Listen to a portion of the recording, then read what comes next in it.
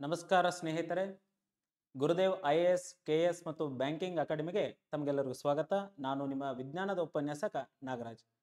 ಸ್ನೇಹಿತರೆ, ಇವತ್ತೊಂದು ಈ ಆನ್ಲೈನ್ ತರಗತಿಯಲ್ಲಿ ಇಸ್ರೋ ಸಂಸ್ಥೆಯು ಕೈಗೊಂಡಂತಹ ಮಹತ್ತರವಾದಂತಹ ಒಂದು ಪ್ರೋಗ್ರಾಮ್ ಯಾವತ್ತಪ್ಪ ಅಂತಂದ್ರೆ ಚಂದ್ರಯಾನ-3. ಆ ಚಂದ್ರಯಾನ-3 ಕಾರ್ಯಕ್ರಮದಲ್ಲಿ ಬಹುದಾದಂತಹ ಕೆಲವೊಂದಿಷ್ಟು ಪ್ರಶ್ನೆಗಳ ಬಗ್ಗೆ ನಾವಿಲ್ಲಿ ಡಿಸ್ಕಷನ್ ಮಾಡೋಣ. Okay, let's start. ಸ್ನೇಹಿತರೆ, ನಿಮ್ಗೆಲ್ಲರಿಗೂ ತಿಳಿದಿರುವ ಹಾಗೆ ಆಗಸ್ಟ್ 23ನೇ ತಾರೀಕು ಆಗಸ್ಟ್ 23, 2023ರಂದು ಇಸ್ರೋ ಸಂಸ್ಥೆ ಚಂದ್ರನ ದಕ್ಷಿಣ ಧ್ರುವಕ್ಕೆ ಯಶಸ್ವಿಯಾಗಿ ಲ್ಯಾಂಡರ್ ಅನ್ನ ಇಳಿಸ್ತದೆ. ಲ್ಯಾಂಡರ್ ಅನ್ನ ಇಳಿಸಿದ ಮೇಲೆ ಜಗತ್ತಿನ 4ನೇ ರಾಷ್ಟ್ರವಾಗಿ ಹೊರಹೊಮ್ಮತದ. ಚಂದ್ರನ ಮೇಲೆ ಲ್ಯಾಂಡರ್ ಅನ್ನ ಇಳಿಸಿದಂತಹ 4ನೇ ರಾಷ್ಟ್ರ ಯಾವ್ದಪ್ಪ ಅಂತಂದ್ರೆ ಭಾರತ. ಅಷ್ಟೇ ಅಲ್ಲ, ಚಂದ್ರನ ದಕ್ಷಿಣ ಧ್ರುವಕ್ಕೆ ಲ್ಯಾಂಡರ್ ಅನ್ನ ಇಳಿಸಿದಂತಹ ಮೊಟ್ಟ ಮೊದಲ ದೇಶ ಯಾವ್ದಪ್ಪ ಅಂತಂದ್ರೆ ಅದು ನಮ್ಮ ದೇಶ ಭಾರತ ಅಂತಾನೆ ಹೇಳ್ಬೋದು. ಈ ಹಿಂದೆ ಚಂದ್ರನ ಮೇಲೆ ಮೊದಲು ಲ್ಯಾಂಡರ್ ಅನ್ನ ಇಳಿಸಿದಂತಹ ದೇಶ ಯಾವ್ದಪ್ಪ ಅಂತಂದ್ರೆ ರಷ್ಯಾದ ಲೂನಾ 2 ಅಂತ ಹೇಳಿ, ರಷ್ಯಾದ ಲೂನಾ 2. ಸೊ ಈ ಲೂನಾರ್ 2 ಅನ್ನ ಚಂದ್ರನ ಮೇಲೆ ಯಶಸ್ವಿಯಾಗಿ ಲ್ಯಾಂಡ್ ಮಾಡ್ತಾರ. ಬಟ್ ಅಲ್ಲಿ ಹಾರ್ಡ್ ಲ್ಯಾಂಡಿಂಗ್ ಆಗ್ತದೆ. ಆ ಹಾರ್ಡ್ ಲ್ಯಾಂಡಿಂಗ್ ಅಂದ್ರೆ ಏನು, ಸಾಫ್ಟ್ ಲ್ಯಾಂಡಿಂಗ್ ಅಂದ್ರೆ ಏನು, ನಾನು ನಿಮಗೆ ಹೇಳ್ತೇನೆ. ರಷ್ಯಾದ ನಂತರ ಅಮೆರಿಕದವ್ರು ಏನ್ ಮಾಡ್ತಾರೆ ಅಂದ್ರೆ ಚಂದ್ರನ ಮೇಲೆ ಲ್ಯಾಂಡರ್ ಅನ್ನ ಇಳಿಸ್ತಾರೆ. ಅದಾದ್ಮೇಲೆ ಚೀನಾದವರು ರೀಸೆಂಟ್ ಆಗಿ U2 ಅನ್ನೋ ಒಂದು ಲ್ಯಾಂಡರ್ ಅನ್ನ ಚಂದ್ರನ ಮೇಲೆ ಏನ್ ಮಾಡ್ತಾರಪ್ಪ ಅಂತಂದ್ರೆ ಯಶಸ್ವಿಯಾಗಿ ಲ್ಯಾಂಡ್ ಮಾಡ್ತಾರೆ. ಇದಾದ ನಂತರ ಭಾರತ ಯಶಸ್ವಿಯಾಗಿ ಚಂದ್ರನ ದಕ್ಷಿಣ ಧ್ರುವಕ್ಕೆ ಲ್ಯಾಂಡರ್ ಅನ್ನ ಇಳಿಸ್ತದ. ಈ ಚಂದ್ರಯಾನ 3 ಕಾರ್ಯಕ್ರಮಕ್ಕಿಂತ ಮುಂಚಿತವಾಗಿ ಇಸ್ರೋ 2 ಕಾರ್ಯಕ್ರಮಗಳನ್ನ ಮಾಡಿತ್ತು. ಅವುಗಳು ಯಾವಪ್ಪ ಅಂತಂದ್ರೆ 2008ರಲ್ಲಿ ಇಸ್ರೋ ಸಂಸ್ಥೆ 2008ರಲ್ಲಿ ಸ್ನೇಹಿತರೆ ಈ ಚಂದ್ರಯಾನ 1ರಲ್ಲಿ ಬಳಸಿದಂತಹ ವಿಜ್ಞಾನದ ಉಪಕರಣ ಚಂದ್ರನ ಮೇಲೆ ಹೋಗಿ ಬಿದ್ದ ಸ್ಥಳಕ್ಕೆ ನೆಹರು ಪಾಯಿಂಟ್ ಅಂತ ಹೆಸರಿಟ್ಟಿದ್ರು. ಅದಾದ ನಂತರ ಇಸ್ರೋ ಸಂಸ್ಥೆ 2019ರಲ್ಲಿ ಜಗತ್ತಿನ ಯಾವ ರಾಷ್ಟ್ರಗಳು ಮಾಡಲಾರದಂತ ಸಾಧನೆಯನ್ನ ಮಾಡ್ಲಿಕ್ಕೆ ಹೊರಟಿದ್ರು. ಅದೇನಪ್ಪ ಅಂತಂದ್ರೆ ಸ್ವಲ್ಪ ಗಮನಿಸ್ರಿ. ಚಂದ್ರ ನಾವೆಲ್ಲ ನೋಡಿರ್ತೀವಿ. ಚಂದ್ರನನ್ನ ನಾವು ಚಿಕ್ಕವರಿಂದ ನೋಡ್ತಾ ಇದ್ವಿ. ಚಂದ್ರನ ಒಂದು ಭಾಗ ಮಾತ್ರ ನಮ್ಗೆ ಕಾಣ್ತಾ ಇರ್ತದೆ, ಇನ್ನೊಂದು ಭಾಗ ನಮ್ಗೆ ಕಾಣಂಗೆ ಇಲ್ಲ. ಹಾಗಾದ್ರೆ ಚಂದ್ರನ ಯಾವ ಭಾಗ ನಮ್ಗೆ ಕಾಣಿಸ್ತಾ ಇರ್ತದ? ಚಂದ್ರನ ಯಾವ ಭಾಗ ನಮಗ್ ಕಾಣಿಸ್ತಾ ಇರ್ತದ? ಯಾಕೆ ಚಂದ್ರನ ಒಂದೇ ಭಾಗ ನಮಗ್ ಕಾಣಿಸ್ತದ ಅನ್ನೋದು ಇಂಪಾರ್ಟೆಂಟ್. ಚಂದ್ರ ತನ್ನ ಸುತ್ತನೂ ಸುತ್ತಾನೆ, ಭೂಮಿ ಸುತ್ತನೂ ಸುತ್ತಾನೆ. ಚಂದ್ರ ತನ್ನ ಸುತ್ತಬೇಕಾದ್ರೆ ಭೂಮಿಯ ಸುತ್ತಬೇಕಾದ್ರೆ ತೆಗೆದುಕೊಳ್ಳುವ ಸಮಯ ಎರಡೂ ಸಮನಾಗಿರೋದ್ರಿಂದ ಯಾವಾಗಲೂ ನಾವು ಚಂದ್ರನನ್ನು ನೋಡಿದ್ರೆ ಚಂದ್ರನ ಒಂದು ಭಾಗ ಮಾತ್ರ ನಮ್ಗೆ ಕಾಣ್ತದ, ಚಂದ್ರನ ಇನ್ನೊಂದು ಭಾಗ ನಮಗ್ ಕಾಣಂಗಿಲ್ಲ. ಸೊ ಚಂದ್ರನ ಯಾವ ಭಾಗ ಕಾಣಿಸ್ತದಪ್ಪ ಅಂತಂದ್ರೆ ಚಂದ್ರನ ಉತ್ತರ ಭಾಗ ನಮಗ್ ಕಾಣಿಸ್ತದ, ಚಂದ್ರನ ದಕ್ಷಿಣ ಭಾಗ ನಮ್ಗೆ ಕಾಣಂಗಿಲ್ಲ. ಸೊ ಚಂದ್ರನ ದಕ್ಷಿಣ ಭಾಗದ ಅಧ್ಯಯನಕ್ಕಾಗಿ ಇಸ್ರೋ ಸಂಸ್ಥೆ ಚಂದ್ರಯಾನ 2 ಕಾರ್ಯಕ್ರಮವನ್ನ, ಅಂದ್ರೆ ಆ ದಕ್ಷಿಣ ಭಾಗದಲ್ಲಿ ಯಾವ ರೀತಿ ವಾತಾವರಣ ಐತಿ ಅನ್ನೋದನ್ನ ಪತ್ತೆ ಹಚ್ಚಲಿಕ್ಕೆ ಇಸ್ರೋ ಸಂಸ್ಥೆ ಚಂದ್ರಯಾನ 2 ಕಾರ್ಯಕ್ರಮವನ್ನ ಕೈಗೊಳ್ತದೆ. ಇಲ್ಲಿ ಸ್ನೇಹಿತರೆ ನಾನು ಹೇಳಿದೆ, ಚಂದ್ರ ತನ್ನ ಸುತ್ತಲಿಕ್ಕೆ ತೆಗೆದುಕೊಳ್ಳುವ ಸಮಯ ಎಷ್ಟಪ್ಪ ಅಂತಂದ್ರೆ 27 ದಿನಗಳು. ಚಂದ್ರ ತನ್ನ ಸುತ್ತಲಿಕ್ಕೆ ತೆಗೆದುಕೊಳ್ಳುವ ಸಮಯ 27 ದಿನಗಳು. ಅದೇ ಚಂದ್ರ ಭೂಮಿಯನ್ನ ಸುತ್ತಬೇಕಾದ್ರೂ ತೆಗೆದುಕೊಳ್ಳುವ ಸಮಯಗಳು 27 ದಿನ ಇರೋದ್ರಿಂದ ಯಾವಾಗಲೂ ಚಂದ್ರನ ಒಂದು ಭಾಗ ನಮಗ್ ಕಾಣಿಸ್ತದ.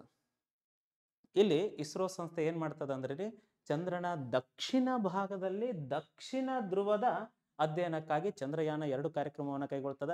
ದಕ್ಷಿಣ ಧ್ರುವದಲ್ಲಿ ಯಾವ ರೀತಿ ವಾತಾವರಣ ಐತಿ, ಅಲ್ಲಿರುವಂತಹ ಮಣ್ಣಿನಲ್ಲಿ ಅಥವಾ ಚಂದ್ರನ ನೆಲದ ಮೇಲೆ ಇರುವಂತಹ ಮಣ್ಣಿನಲ್ಲಿರುವಂತಹ ಖನಿಜಾಂಶಗಳ ಬಗ್ಗೆ ಏನೆಲ್ಲ ಇದೆ ಅನ್ನೋದನ್ನ ಪತ್ತೆ ಹಚ್ಚಲಿಕ್ಕೆ ಚಂದ್ರಯಾನ 2 ಕಾರ್ಯಕ್ರಮವನ್ನ ಮಾಡ್ತಾರೆ ಸ್ನೇಹಿತರೆ.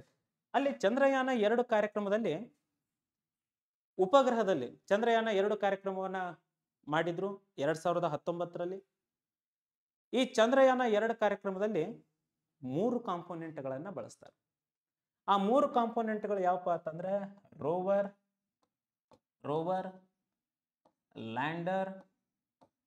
ಲ್ಯಾಂಡರ್ನ ಹೆಸರು ಏನಾಗಿತ್ತಪ್ಪ ಅಂತಂದ್ರೆ ವಿಕ್ರಮ್. ಆಮೇಲೆ ರೋವರ್ ಇಲ್ಲಿ ರೋವರ್ನ ಹೆಸರು ಏನಾಗಿತ್ತಪ್ಪ ಅಂತಂದ್ರೆ ಪ್ರಜ್ಞಾನ್ ರೋವರ್ಗಳನ್ನ ಬಳಸಿದ್ರು. ಪ್ರಜ್ಞಾನ್.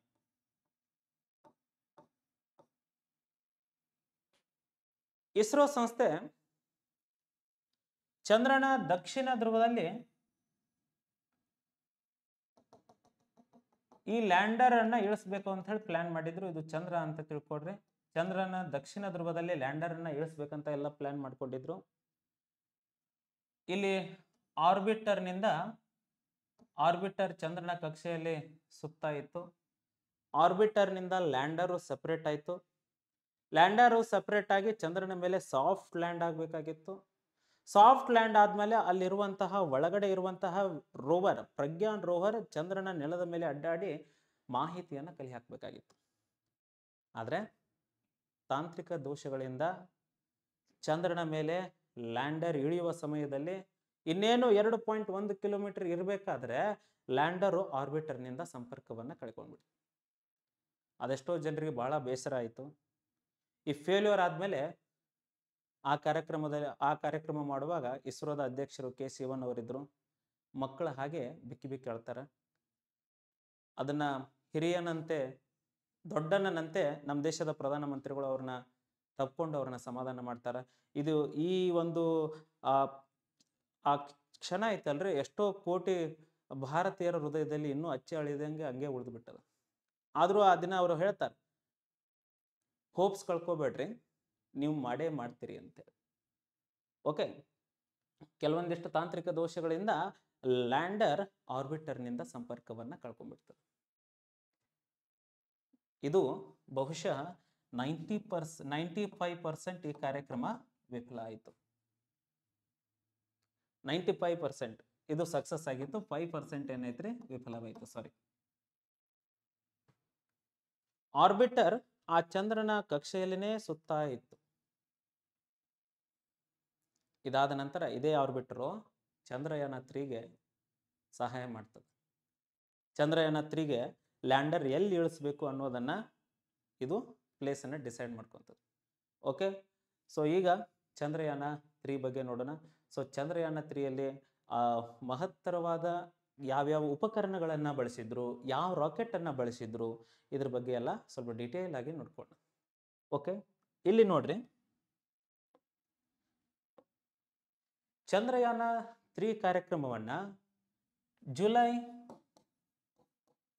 14, 2023 LVM3 M4 ರಾಕೆಟ್ ಅನ್ನ ಬಳಸ್ಕೊಂಡು ಶ್ರೀಹರಿಕೋಟಾದಿಂದ ಯಶಸ್ವಿಯಾಗಿ ಉಡಾವಣೆ ಮಾಡ್ತಾರೆ. ನೆನಪಿರ್ಲಿ ಸ್ನೇಹಿತರೆ, ಇಲ್ಲಿ ಬಳಸಿದಂತ ರಾಕೆಟ್ ಯಾವ್ದಪ್ಪ ಅಂತಂದ್ರೆ LVM3 M4. ಶ್ರೀಹರಿಕೋಟಾದಿಂದ ಯಶಸ್ವಿಯಾಗಿ ಉಡಾವಣೆ ಮಾಡ್ತಾರ. ಸೊ ಈ LVM3ಗೆ ಅಥವಾ GSLV MK3ಗೆ LVM3 ರಾಕೆಟ್ ಅನ್ನ ನಾವು ಫ್ಯಾಟ್ ಬಾಯ್ ಆಫ್ ಇಸ್ರೋ ಅಂತ ಕರಿತೀವಿ. ಇಸ್ರೋದ ಫ್ಯಾಟ್ ಬಾಯ್ ಅಂತ ಹೇಳಿ ಕರಿತೀವಿ. ಹೆಸರೇ ಹೇಳುವಂಗ ಫ್ಯಾಟ್ ಬಾಯ್ ಅಂತಂದ್ರೆ ಹೆಚ್ಚಿನ ತೂಕವನ್ನ ಹೊಂದಿರ್ತದ. ಹೆಚ್ಚು ಕಡಿಮೆ 640 ಟನ್ ತೂಕ ಇರುವಂತಹ ಈ ರಾಕೆಟ್ 8000 kgಯಷ್ಟು LEO ಕಕ್ಷೆಗೆ ಉಪಗ್ರಹಗಳನ್ನು ಹೊತ್ಕೊಂಡು ಹೋಗ್ತದೆ. LEO ಅಂತಂದ್ರೆ ಲೋ ಅರ್ತ್ ಆರ್ಬಿಟ್. ಸುಮಾರು 2000 ಕಿಲೋಮೀಟರ್ಗಿಂತ ಕಡಿಮೆ ಎತ್ತರದ ಪ್ರದೇಶಕ್ಕೆ ಹೋಗಬೇಕಾದ್ರೆ 8000 kg ತೂಕವನ್ನು ತಗೊಂಡು ಹೋಗ್ತದ.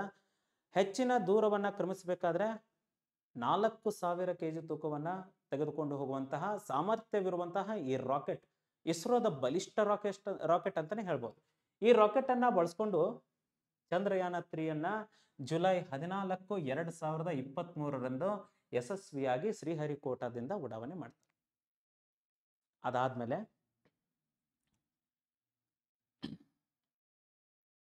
ರಾಕೆಟ್ ಅನ್ನ ಬಳಸ್ಕೊಂಡು ಏನ್ ಮಾಡ್ತಾರೆ ಅಂದ್ರೆ ಚಂದ್ರಯಾನ ಸ್ಪೇಸ್ ಕ್ರಾಫ್ಟ್ ಅನ್ನ ಭೂಮಿಯ ಕಕ್ಷೆಗೆ ಹಾಕ್ತಾರೆ. ಸೊ ಭೂಮಿಯ ಕಕ್ಷೆಗೆ ಹಾಕಿದ್ಮೇಲೆ ನೇರವಾಗಿ ಆ ಸ್ಪೇಸ್ ಕ್ರಾಫ್ಟ್ ನೇರವಾಗಿ ಚಂದ್ರನ ಮೇಲೆ ಹೋಗ್ಲಿಲ್ಲ. ಅರೆ, ಚಂದ್ರನ ಮೇಲೆ ನೇರವಾಗಿ ಹೋಗ್ಬೇಕಾಗಿತ್ತು, ಇಲ್ಲಿ ನೇರವಾಗಿ ಹೋಗ್ಲಿಲ್ಲ. ಅದ್ರ ಬದಲಾಗಿ ಈ ಸ್ಪೇಸ್ ಕ್ರಾಫ್ಟ್ ಅನ್ನ ಏನ್ ಮಾಡ್ತಾರಪ್ಪ ಅಂತಂದ್ರೆ ಭೂಮಿಯ ಗುರುತ್ವ ಬಲದಲ್ಲಿ ಸುತ್ತುವಂತೆ ಮಾಡ್ತಾರೆ. ಭೂಮಿಯ ಗುರುತ್ವ ಬಲದಲ್ಲಿ ಯಾಕೆ ಸುತ್ತಿಸ್ಬೇಕು? ಭೂಮಿಯ ಗುರುತ್ವ ಬಲದಲ್ಲಿ ಸುತ್ತಿಸೋದ್ರ ಬದಲಾಗಿ ನೇರವಾಗಿ ಹೋಗ್ಬೋದಿತ್ತಲ್ಲ. ಸ್ನೇಹಿತರೆ, ಜಗತ್ತಿನ ಬೇರೆ ಬೇರೆ ಸಂಸ್ಥೆಗಳು ಫಾರ್ ಎಕ್ಸಾಂಪಲ್ ನಾಸಾದವರಾಗ್ಲಿ, ರಷ್ಯಾದವರಾಗ್ಲಿ, ಅವರು ಈ ಚಂದ್ರನ ಕಕ್ಷೆಗೆ ಉಪಗ್ರಹಗಳನ್ನ ಉಡಾವಣೆ ಮಾಡಬೇಕಾದ್ರೆ ನೇರವಾಗಿ ಉಪಗ್ರಹಗಳನ್ನ ಅಂದ್ರೆ ಈ ತರ ಎಲಿಪ್ಟಿಕಲ್ ಕಕ್ಷೆಯಲ್ಲಿ ಭೂಮಿಯನ್ನ ಸುತ್ತಿಸಿ ಆಮೇಲೆ ಚಂದ್ರನ ಕಕ್ಷೆಗೆ ಸುತ್ತುವಂತೆ ಅವರು ಮಾಡಂಗಿಲ್ಲ. ನೇರವಾಗಿ ಉಪಗ್ರಹಗಳನ್ನ ಚಂದ್ರನ ಕಕ್ಷೆಗೆ ಸೇರಿಸಿ ಬಿಡ್ತಾರೆ. ಇದರಿಂದ ಏನಾಗ್ತದಪ್ಪ ಅಂತಂದ್ರೆ ಇಂಧನದ ಕಾಸ್ಟ್ ಜಾಸ್ತಿ ಆಗ್ತದೆ, ಇಂಧನದ ಖರ್ಚು ಜಾಸ್ತಿ ಆಗ್ತದ. ನಮ್ಮ ಪ್ಲಾನ್ ಏನಪ್ಪಾ ಅಂತಂದ್ರೆ ಕಡಿಮೆ ಖರ್ಚಿನಲ್ಲಿ ಚಂದ್ರನನ್ನ ತಲುಪಬೇಕು. ಅದಕ್ಕಾಗಿ ಇಸ್ರೋ ಸಂಸ್ಥೆ ಏನ್ ಮಾಡ್ತದಪ್ಪ ಅಂತಂದ್ರೆ, ಇಸ್ರೋ ಸಂಸ್ಥೆ ಇಲ್ಲಿ ನೋಡ್ರಿ ಸ್ನೇಹಿತರೆ, ಇಸ್ರೋ ಸಂಸ್ಥೆ ಸ್ಪೇಸ್ ಕ್ರಾಫ್ಟ್ ಅನ್ನ ಕಕ್ಷೆಗೆ ಉಡಾವಣೆ ಮಾಡ್ತದ.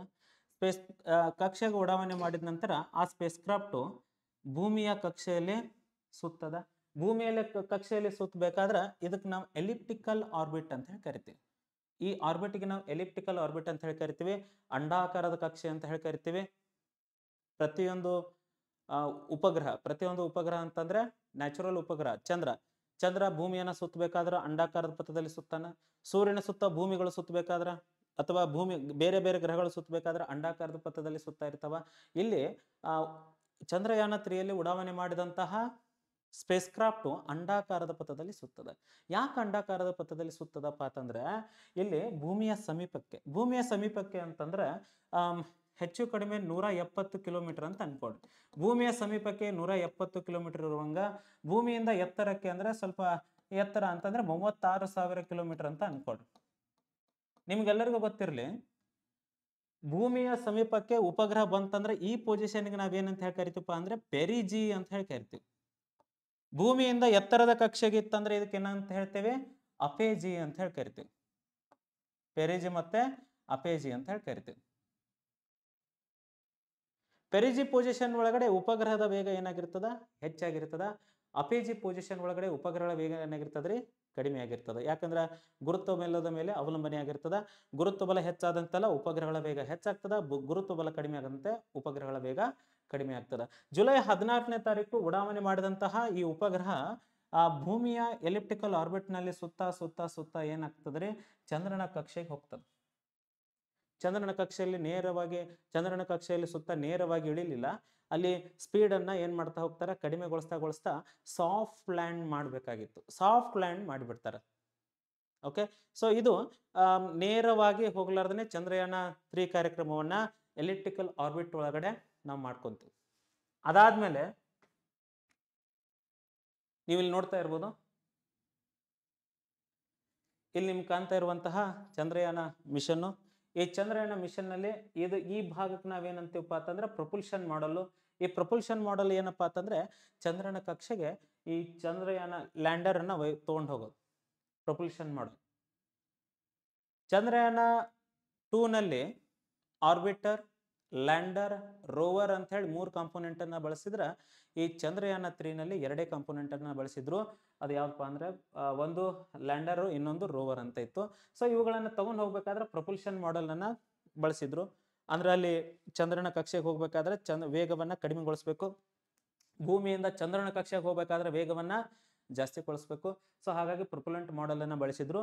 ಇದೇನಪ್ಪಾ ಅಂತಂದ್ರೆ ನಮ್ಮ ಲ್ಯಾಂಡರ್ ವಿಕ್ರಮ್, ಇದೇ ಚಂದ್ರನ ಮೇಲೆ ಇಳಿಯೋದು. ಸೊ ಚಂದ್ರನ ದಕ್ಷಿಣ ಭಾಗಕ್ಕೆ ಅಂದ್ರೆ ಪ್ರೊಪಲ್ಷನ್ ಮಾಡೆಲ್ ನಿಂದ ಸಪರೇಟ್ ಆದಂತಹ ಲ್ಯಾಂಡರ್ ಚಂದ್ರನ ದಕ್ಷಿಣ ಭಾಗಕ್ಕೆ ಸಾಫ್ಟ್ ಆಗಿ ಲ್ಯಾಂಡ್ ಆಗ್ತದೆ. ಇದೆ ನೋಡ್ರಿ ಲ್ಯಾಂಡರ್ ಸಾಫ್ಟ್ ಆಗಿ ಲ್ಯಾಂಡ್ ಆಯ್ತು ಆಗಸ್ಟ್ 23ನೇ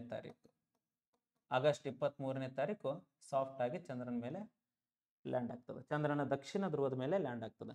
ಚಂದ್ರನ ದಕ್ಷಿಣ ಧ್ರುವದ ಮೇಲೆ ಲ್ಯಾಂಡ್ ಆದ ತಕ್ಷಣ ಇಲ್ಲಿ ಮಗುವಿನಂತೆ ಇದ್ದಂತಹ ರೋವರು ಚಂದ್ರನ ನೆಲದ ಮೇಲೆ ಬಂದ್ಬಿಡ್ತದೆ. ಚಂದ್ರನ ನೆಲದ ಮೇಲೆ ಬಂತು. ಸೊ ಇದೇ ರೋವರು. ಈ ರೋವರ್ ಹೆಸರೇನಪ್ಪಾ ಅಂತಂದ್ರೆ ಪ್ರಜ್ಞಾನ್. ನೆನಪಿರ್ಲಿ ಸ್ನೇಹಿತರೆ, ಕಾಂಪೋನೆಂಟ್ 2ಗಳನ್ನ ಬಳಸಿದ್ರು. ಒಂದು ಇದು ಲ್ಯಾಂಡರು, ಇಂದು ರೋವರು. ಆರ್ಬಿಟರ್ ಅನ್ನ ಚಂದ್ರಯಾನ 2ರಲ್ಲಿ ಬಳಸಿದ್ದು, ಅದೇ ಆರ್ಬಿಟರ್ ಅನ್ನ ನಾವು ಬಳಸ್ಕೊಂಡಿದ್ವಿ. ಸೊ ಈ ರೋವರ್ ಏನ್ ಮಾಡೋದಪ್ಪ ಅಂತಂದ್ರೆ ಈ ಲ್ಯಾಂಡರ್ ಇಳಿದ ಸ್ಥಳದಲ್ಲಿ ಮಾಹಿತಿಗಳನ್ನ ಕಲೆ ಹಾಕೋದು. ಓಕೆ, ಇದು ನೋಡ್ರಿ ರೋವರ್. ಕೆಲವೊಂದು ಸಾರಿ ಸೂಕ್ಷ್ಮ ಪ್ರಶ್ನೆಗಳನ್ನು ಕೇಳ್ತಾರ. ರೋವರ್ ನಲ್ಲಿ ಎಷ್ಟು ಚಕ್ರಗಳಿದ್ದವು ಅಂತೇಳಿ. ರೋವರ್ ಅಲ್ಲಿ ಬಳಸಿದಂತ ಎಷ್ಟು ಚಕ್ರಗಳಿದ್ವು ಅಂತಂದ್ರೆ 6 ಚಕ್ರಗಳಿತ್ತು. ಸೊ ಇದ್ರ ಬಗ್ಗೆನೂ ನಿಮ್ಗೆ ಗೊತ್ತಿರಬೇಕು. ಅದಾದ್ಮೇಲೆ ಮೋಸ್ಟ್ ಇಂಪಾರ್ಟೆಂಟ್, ಚಂದ್ರಯಾನ 3 ಕಾರ್ಯಕ್ರಮದಲ್ಲಿ ಬಳಸಿದಂತಹ ಉಪಕರಣಗಳು ಯಾವ್ಯಾವು? ಈ 2 ಕಾಂಪೋನೆಂಟ್, ಒಂದು ಲ್ಯಾಂಡರ್ ಅನ್ನ ಬಳಸಿದ್ರು, ಒಂದು ರೋವರ್ ಅನ್ನ ಬಳಸಿದ್ರು, ಇನ್ನೊಂದು ಪ್ರಪುಲೆಂಟ್ ಮಾಡಲ್. ಅಂದ್ರೆ ಇವುಗಳನ್ನ ಹೊತ್ಕೊಂಡು ಹೋಗಿ ಚಂದ್ರನ ಕಕ್ಷೆಯಲ್ಲಿ ಬಿಡೋದಿತ್ತಲ್ಲ, ಅದಕ್ಕೆ ನಾವು ಪ್ರಪುಲೆಂಟ್ ಮಾಡಲ್ ಅಂತ ಹೇಳಿ ಕರಿತೇವೆ. ಸೊ ಇಲ್ಲಿ ವಿಜ್ಞಾನದ ಉಪಕರಣಗಳನ್ನ ಯಾವ್ಯಾವುದನ್ನ ಬಳಸಿದ್ರು ಅನ್ನೋದನ್ನ ನೋಡ್ಕೊಂಡು, ಲ್ಯಾಂಡರ್ ನಲ್ಲಿ ಬಳಸಿದಂತಹ ವಿಜ್ಞಾನದ ಉಪಕರಣಗಳು ಯಾವುವು, ರೋವರ್ ನಲ್ಲಿ ಬಳಸಿದಂತಹ ವಿಜ್ಞಾನದ ಉಪಕರಣಗಳು ಯಾವುವು, ಸ್ವಲ್ಪ ಇವುಗಳ ಬಗ್ಗೆ ಸೂಕ್ಷ್ಮವಾಗಿ ನೋಡ್ಕೊಳ್ಳಿ. ಲ್ಯಾಂಡರ್ ಅಲ್ಲಿ ಬಳಸಿದಂತಹ ವಿಜ್ಞಾನದ ಉಪಕರಣಗಳಲ್ಲಿ ಒಂದೇದು ರಂಭಾ LP ಅಂತ ಹೇಳಿ ಬರ್ತದೆ. ಒಂದೇದು ರಂಭಾ LP. ರಂಭಾ LP ಅಂತಂದ್ರೆ ಲ್ಯಾಂಗ್ಮೂರ್ ಪ್ರೋಬ್ ಅಂತ ಹೇಳಿ. ಸೊ ಇದು ಏನ್ ಮಾಡ್ತದಪ್ಪ ಅಂತಂದ್ರ, ಆ ಚಂದ್ರನ ಆ ಲ್ಯಾಂಡರ್ ಹೋಗಿ ಬಿದ್ದ ಸ್ಥಳದಲ್ಲಿ ಅಯಾನ್ಗಳ ಮತ್ತು ಎಲೆಕ್ಟ್ರಾನ್ಗಳ ಸಾಂದ್ರತೆಯನ್ನ ಮೆಜರ್ ಮಾಡ್ತದೆ. ಇನ್ನು ಎರಡನೇದ್ದು, ಲ್ಯಾಂಡರ್ ಅಲ್ಲಿ ಬಳಸಿದಂತ ಇನ್ನೊಂದು ಉಪಕರಣ ಯಾವಪ್ಪ ಅಂತಂದ್ರೆ ಚೆಸ್ತೆ ಚಂದ್ರ ಸರ್ಫೇಸ್ ಥರ್ಮೋಫಿಸಿಕಲ್ ಎಕ್ಸ್ಪಿರಿಮೆಂಟ್ ಅಂತ ಹೇಳಿ. ಸೊ ಇದು ಏನ್ ಮಾಡ್ತದಪ್ಪ ಅಂತಂದ್ರ, ಈಗ ಚಂದ್ರಯಾನ 3 ಲ್ಯಾಂಡರ್ ಅಲ್ಲಿ ಹೋಗಿ ಬಿದ್ದ ಸ್ಥಳ ಅಂದ್ರೆ ಹೋಗಿ ಇಳಿದ ಸ್ಥಳದಲ್ಲಿ ಇರುವಂತಹ ವಾತಾವರಣದಲ್ಲಿ ಆಗುವಂತಹ ತಾಪಮಾನಗಳ ಗುಣಲಕ್ಷಣಗಳನ್ನ ಅಧ್ಯಯನ ಮಾಡ್ತದ. ಅಂದ್ರ ಡೇ ಟೈಮ್ನಾಗ ಎಷ್ಟಿರ್ತದ ಟೆಂಪರೇಚರು, ನೈಟ್ ಅಂದ್ರೆ ಸ್ವಲ್ಪ ಟೈಮ್ ಚೇಂಜ್ ಆದಂಗ ಅಲ್ಲಿ ತಾಪಮಾನಗಳಲ್ಲಿ ಯಾವ ರೀತಿ ವ್ಯತ್ಯಾಸಗಳಾಗ್ತದೆ, ಇದ್ರ ಬಗ್ಗೆ ಮಾಹಿತಿಯನ್ನು ನೀಡ್ತದ. ಆಮೇಲೆ ಮೋಸ್ಟ್ ಇಂಪಾರ್ಟೆಂಟ್, ಲ್ಯಾಂಡರ್ ಅಲ್ಲಿ ಬಳಸಿದಂತಹ ಇನ್ನೊಂದು ಉಪಕರಣ ಯಾವಪ್ಪ ಅಂದ್ರೆ ಇಲ್ಸಾ. ಲ್ಯಾಂಡರ್ ಅಲ್ಲಿ ಬಳಸಿದಂತಹ ಇನ್ನೊಂದು ಉಪಕರಣ ಯಾವಪ್ಪ ಅಂದ್ರೆ ಇಲ್ಸಾ ಅಂತಂದ್ರೆ instrument for lunar seismic activity ಅಂತ ಹೇಳಿ. ಲೂನಾರ್ ಸೆಸ್ಮಿಕ್ ಆಕ್ಟಿವಿಟಿ ನಿಮ್ಗೆಲ್ಲರಿಗೂ ಗೊತ್ತೈತೆ. ಸೆಸ್ಮೋಗ್ರಾಫ್ ಅನ್ನ ಯಾಕೆ ಬಳಸ್ತೀವಪ್ಪ ಅಂತಂದ್ರೆ ಭೂಕಂಪನಗಳನ್ನ ಅಳಿಲಿಕ್ಕೆ. ಅರೆ ಇಲ್ಲಿ ಯಾಕೆ ಬಳಸ್ತಾ ಇದ್ರು? ಭೂಮಿ ಮೇಲೆ ಭೂಕಂಪನಗಳು ಯಾಕೆ ಉಂಟಾಗ್ತಾವ ನಿಮ್ಗೆ ಗೊತ್ತದ? ಟೆಕ್ಟಾನಿಕ್ ಪ್ಲೇಟ್ಸ್ಗಳ ಮೂವ್ಮೆಂಟ್ ಆಗೋದ್ರಿಂದ, ಕೆಳಗಡೆ ಮ್ಯಾಗ್ಮಾ ಇರೋದ್ರಿಂದ, ಭೂಮಿ ಆಳದಲ್ಲಿ ಮ್ಯಾಗ್ಮಾ ಮತ್ತು ಟೆಕ್ಟಾನಿಕ್ ಪ್ಲೇಟ್ಸ್ಗಳ ಮೂವ್ಮೆಂಟ್ ಆಗೋದ್ರಿಂದ ಭೂಕಂಪನಗಳು ಉಂಟಾಗ್ತಾವ. ನಾವ್ ಏನ್ ಮಾಡಿದ್ವಿ ಅಂದ್ರೆ, ಈ ಲ್ಯಾಂಡರ್ ಒಳಗಡೆ ಇಲ್ಸಾ ಅನ್ನೋ ಒಂದು ವಿಜ್ಞಾನದ ಉಪಕರಣವನ್ನ ಬಳಸಿ ಚಂದ್ರನ ಮೇಲೆ ಕಂಪನಗಳು ಉಂಟಾಗ್ತಾವನ್ನ ಪತ್ತೆ ಮಾಡೋದು. ಚಂದ್ರನ ಮೇಲೆ ಕಂಪನಗಳು ಉಂಟಾಗ್ತಾವೇನು? ಸೊ ಇದರಿಂದ ಏನ್ ತಿಳಿತದಪ್ಪ ಅಂತಂದ್ರೆ, ಚಂದ್ರನ ಗರ್ಭದಲ್ಲಿ ಏನ್ ಅಡಗಿದೆ ಅಂತ ಹೇಳಿ. ಸೊ ನಮ್ಮಲ್ಲಿ ಹೆಂಗೆ ಟೆಕ್ಟಾನಿಕ್ ಪ್ಲೇಟ್ಗಳ ಮೂವ್ಮೆಂಟ್ ಆಗ್ತದ, ಕೆಳಗಡೆ ಮ್ಯಾಗ್ಮಾ ಅದ, ಆಳದಲ್ಲಿ ಮ್ಯಾಗ್ಮಾ ಅದ.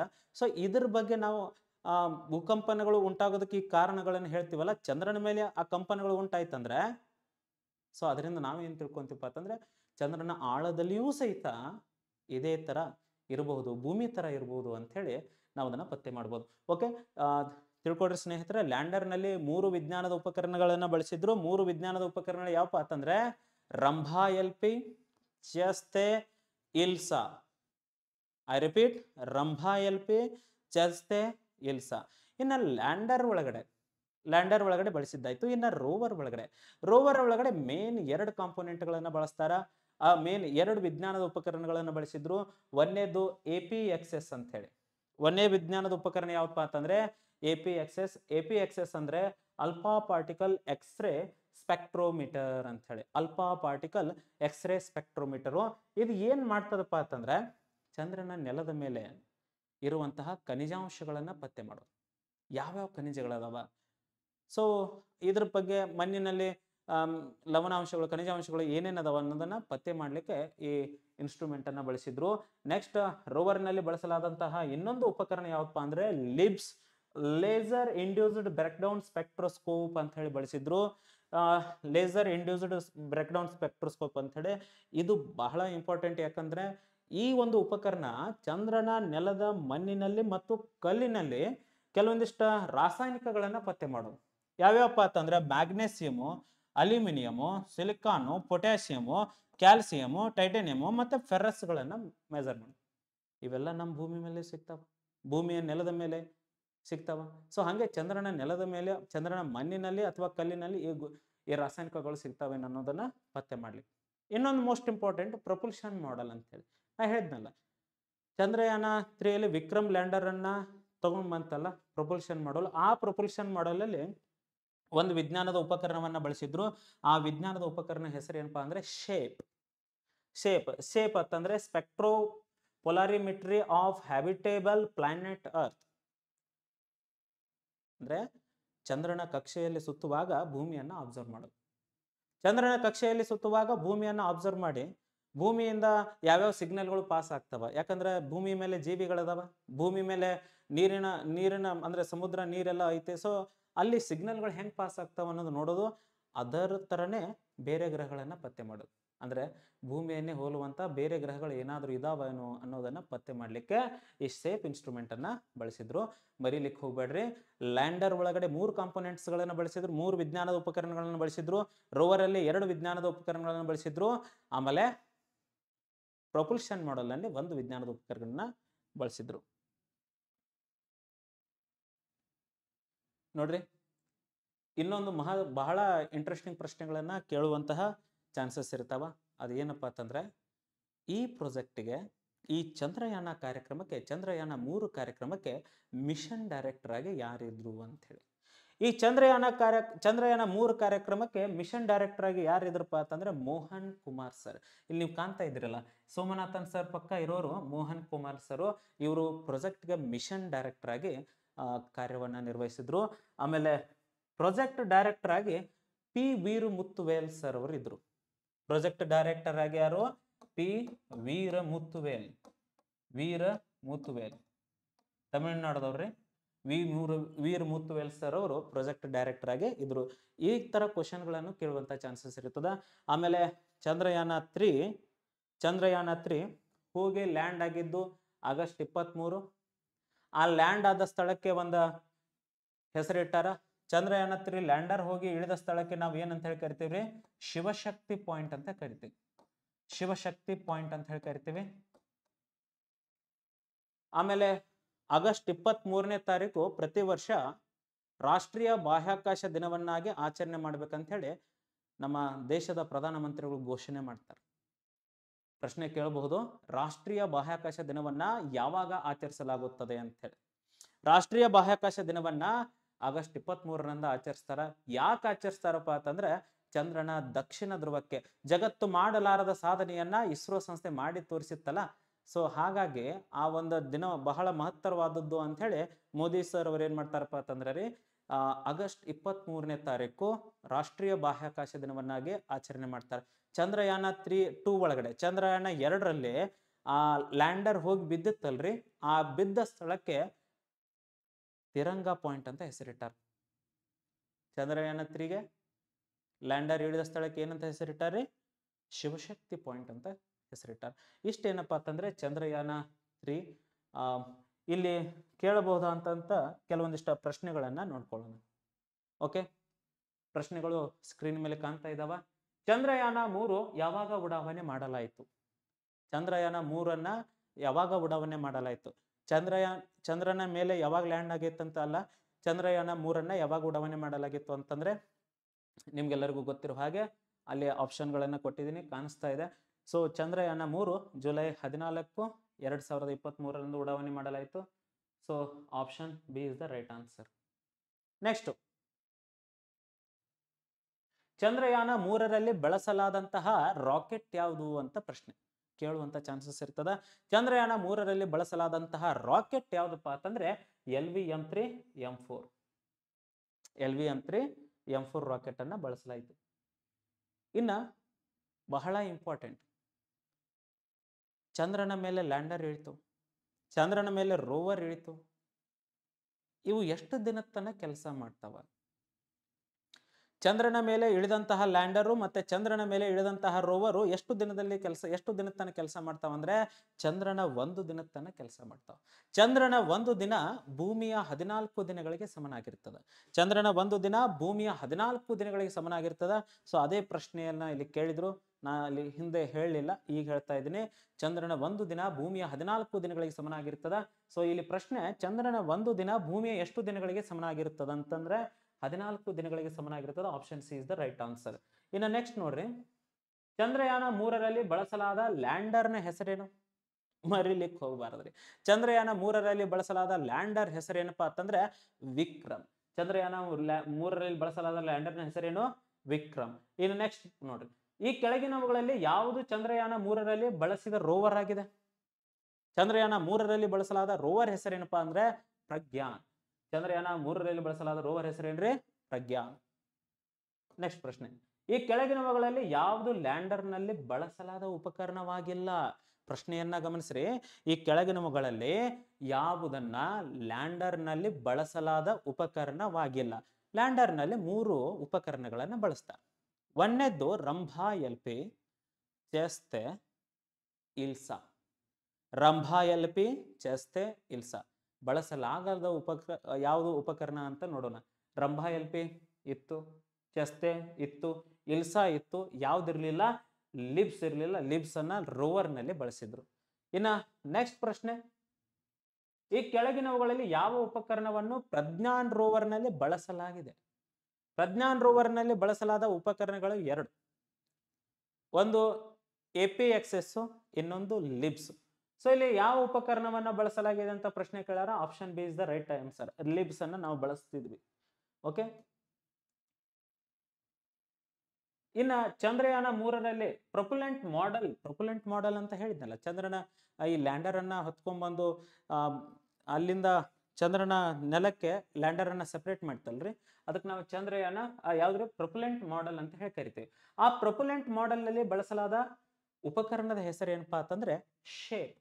ಇದು ಶೇಪ್ ನಾ ಹೇಳಿದೆ, ಚಂದ್ರನ ಕಕ್ಷೆಯಿಂದ ಭೂಮಿಯನ್ನ ಗಮನಿಸೋದು. ಚಂದ್ರನ ಕಕ್ಷೆಯಿಂದ ಭೂಮಿಯನ್ನ ಗಮನಿಸೋದು. ಇನ್ನ ಈ ಕೆಳಗಿನವುಗಳಲ್ಲಿ ಯಾವ ವಿಜ್ಞಾನದ ಉಪಕರಣ ಚಂದ್ರಯಾನ 3ರಲ್ಲಿ ಚಂದ್ರನ ಮೇಲಿನ ಭೂಕಂಪನಗಳನ್ನ ಪತ್ತೆ ಮಾಡ್ತದ? ನಾ ಹೇಳಿ, ಚಂದ್ರಯಾನ 3ರಲ್ಲಿ ಬಳಸಲಾದ ಯಾವ ಉಪಕರಣ ಚಂದ್ರನ ಮೇಲಿನ ಕಂಪನಗಳನ್ನ ಪತ್ತೆ ಮಾಡ್ತದ ಅಂತ ಹೇಳಿ? ಅದರ ಹೆಸರು ಏನಪ್ಪಾ ಅಂದ್ರೆ ಇಲ್ಸಾ. ಆ ಹೆಸರೇನ್ರಿ? ILSA. Option C is the right answer. ಇನ್ನು ನೆಕ್ಸ್ಟ್ ಪ್ರಶ್ನೆ, ಚಂದ್ರಯಾನ 3ರಲ್ಲಿ ಪ್ರಾಜೆಕ್ಟ್ ಡೈರೆಕ್ಟರ್ ಆಗಿ ಯಾರಿದ್ರು ಅಂತ ಹೇಳಿ? ಚಂದ್ರಯಾನ 3ರಲ್ಲಿ ಪ್ರಾಜೆಕ್ಟ್ ಡೈರೆಕ್ಟರ್ ಆಗಿ ಪಿ ವೀರಮುತ್ತುವೇಲ್ ಸರ್ ಇರ್ತಾರ. ಮಿಷನ್ ಡೈರೆಕ್ಟರ್ ಆಗಿ ಮೋಹನ್ ಕುಮಾರ್ ಸರ್ ಇರ್ತಾರ. ಇಸ್ರೋ ಅಧ್ಯಕ್ಷರಾಗಿ ಸೋಮನಾಥನ್ ಸರ್ ಅವರು ಇರ್ತಾರ. ಸೊ ಪ್ರಾಜೆಕ್ಟ್ ಡೈರೆಕ್ಟರ್ ಅಂತ ಪ್ರಶ್ನೆ ಕೇಳ್ಯಾರ. ಪ್ರಾಜೆಕ್ಟ್ ಡೈರೆಕ್ಟರ್ ಆಗಿ ಪಿ ವೀರಮುತ್ತುವೇಲ್ ಸರ್ ಅವರು ಇರ್ತಾರೆ. ಇನ್ನ ರಾಷ್ಟ್ರೀಯ ಬಾಹ್ಯಾಕಾಶ ದಿನವನ್ನ ಯಾವಾಗ ಆಚರಣೆ ಮಾಡ್ತೀವಿ ಅಂತ ಹೇಳಿ ಪ್ರಶ್ನೆ ಇದೆ. ರಾಷ್ಟ್ರೀಯ ಬಾಹ್ಯಾಕಾಶ ದಿನವನ್ನ ಪ್ರತಿ ವರ್ಷ ಆಗಸ್ಟ್ 14ನೇ ತಾರೀಕು ನಾವು ಆಚರಣೆ ಮಾಡ್ತೀವಿ. ಕಾರಣ ಚಂದ್ರಯಾನ 3 ಚಂದ್ರನ ದಕ್ಷಿಣ ಧ್ರುವಕ್ಕೆ ಯಶಸ್ವಿಯಾಗಿ ಲ್ಯಾಂಡರ್ ಅನ್ನ ಇಳಿಸಿದಂತಹ ಸವಿ ನೆನಪಿಗಾಗಿ ನಾವು ಆಗಸ್ಟ್ 23ನೇ ತಾರೀಕು ನಾವು ರಾಷ್ಟ್ರೀಯ ಬಾಹ್ಯಾಕಾಶ ದಿನವನ್ನ ಆಚರಣೆ ಮಾಡ್ತೀವಿ. ನೆಕ್ಸ್ಟ್, ಚಂದ್ರಯಾನ 3ರಲ್ಲಿ ಲ್ಯಾಂಡರ್ ಹೋಗಿ ಇಳಿದ ಸ್ಥಳಕ್ಕೆ ಏನೆಂದು ಕರೆಯುತ್ತಾರೆ? ಲ್ಯಾಂಡರ್ ಹೋಗಿ ಇಳಿದ ಸ್ಥಳಕ್ಕೆ ಏನಂತ ಹೆಸರಿಟ್ಟಾರಪ್ಪ ಅಂತಂದ್ರೆ ಶಿವಶಕ್ತಿ ಪಾಯಿಂಟ್ ಅಂತ ಹೇಳಿ. ಯಾವ point? Shivashakti point. Nehru point ಅಂತ ಹೇಳಿ ಚಂದ್ರಯಾನ 1ಕ್ಕೆ ಇಟ್ರು. ತಿರಂಗ ಪಾಯಿಂಟ್ ಅಂತ ಹೇಳಿ ಚಂದ್ರಯಾನ 2ಕ್ಕೆ ಇಡ್ತಾರೆ. ಇಷ್ಟೇನಪ್ಪಾ ಅಂತಂದ್ರೆ ಚಂದ್ರಯಾನ ಬಗ್ಗೆ ಮಾಹಿತಿ, ಚಂದ್ರಯಾನ 3 ಬಗ್ಗೆ. ಇನ್ನು ಸಾಕಷ್ಟು ಇಸ್ರೋದ ಮತ್ತು ಬೇರೆ ಬೇರೆ ಸಂಸ್ಥೆಗಳ ಮಾಹಿತಿಯನ್ನ ನಿಮ್ಮ ಮುಂದೆ ತಗೊಂಡ್ಬರ್ತೀವಿ. ನಮಸ್ಕಾರ, ಧನ್ಯವಾದ.